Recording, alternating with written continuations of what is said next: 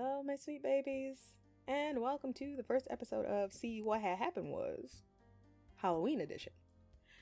So with these types of videos, I guess it's more of a podcasty feel. I'm not gonna make it pristine though. We're not gonna worry too much about background noise, that sort of thing. So you may hear the sounds of my younger siblings in the background, because I am home with my mother. I am her the caretaker. I can English, it's fine. But you'll also probably hear the sounds of the furry princess by the name of Kiki, who likes to meow and have the zoomies randomly, just because that is her want. But yeah, these are gonna be little stories, peeks into my life, past and present, something to give you a giggle, hopefully. But in keeping with the spirit of the holiday that is right around the corner, aka Halloween, these ones have a bit of a creep factor to it. The ones for this month anyway. So, this story in particular is dedicated to all of my older and or responsible siblings. Those times where the younger sibling messes up, they do something stupid, and who has to come to the rescue and save their ass?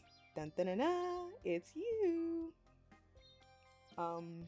Yeah, because they can't go to the parents, they can't go to the parental units for it, they gotta come to you, and of course, you have to do your duty as the oldest and or responsible sibling and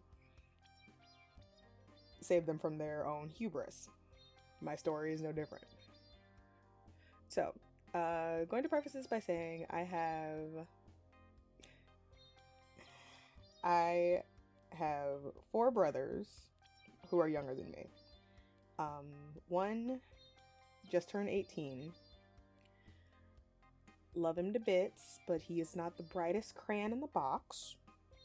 Not saying that my brother is not intelligent.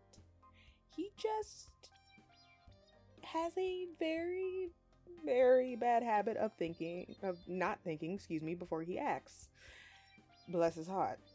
If you know, you know. So, back in his younger teenage years,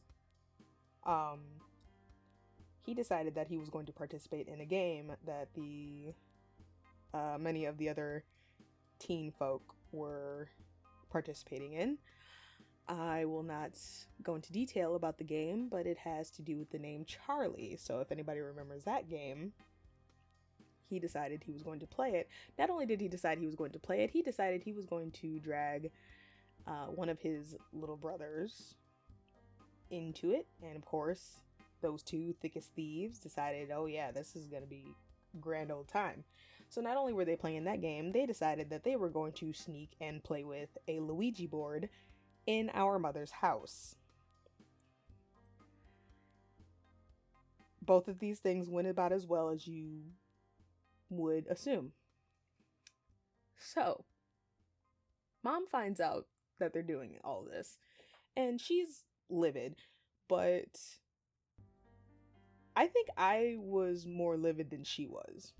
Because I banshee screeched at both of them. You don't know what you could attach to yourself. You don't know what you could have brought into this house or what you could attach to anyone else or attach to.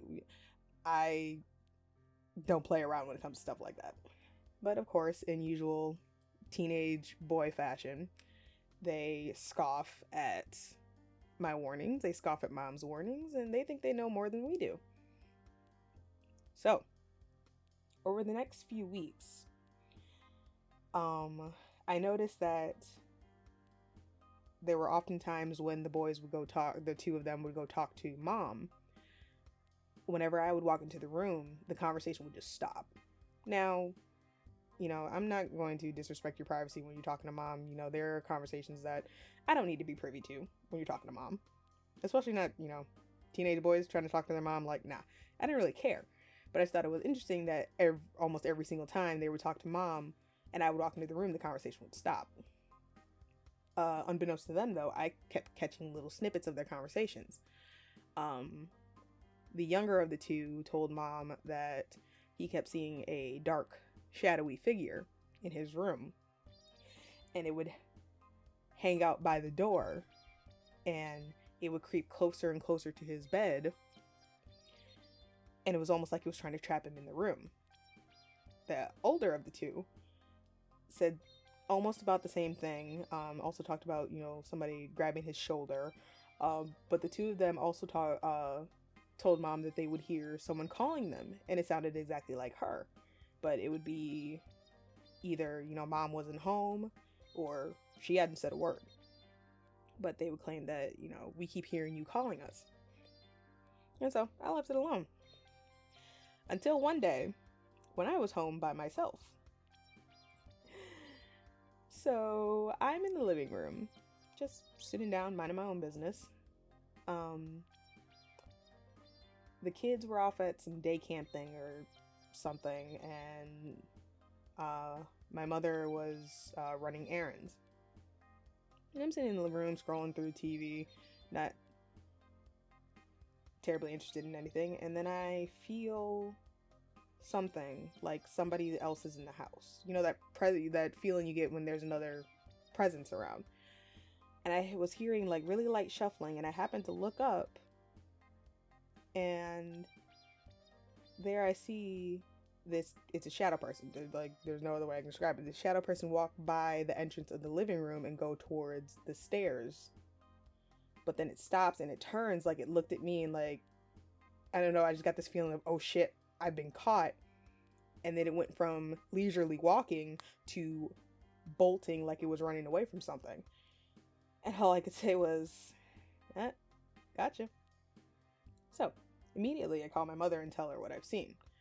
And she, oh, so you saw what your brothers have been seeing. And she goes through the laundry list of things they've been telling her.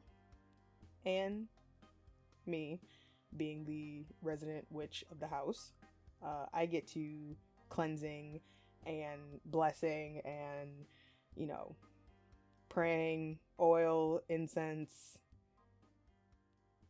banging the pot with the spoon. Hey, if you ain't welcome here, get your ass out the house. And as soon as those two walk through the door, I have a little mixture of my own. It's been passed down from, it's a family recipe that I, bless their foreheads with, bless mom's forehead, all the kids.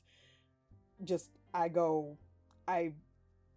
pull no punches and I cut no corners. And they try and play it off like, our sister's doing that weird witchy shit again.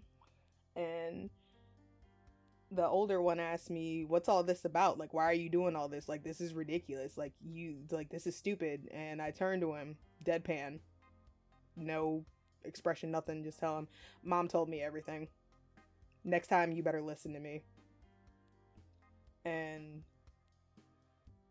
if I could define what deer in headlights looks like, it was definitely those two that day.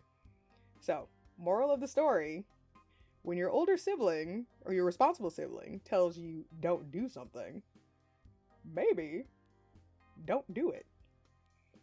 Because we were once dumb teenagers. We know how this goes. We know how this is going to end. Because while I am a smarter witch now, Mina was not always the smartest witch in the world. But that's our story for next time. So, I hope you got a little giggle out of that. But yeah, I will catch you all next time. So then, my sweets, take care of yourselves.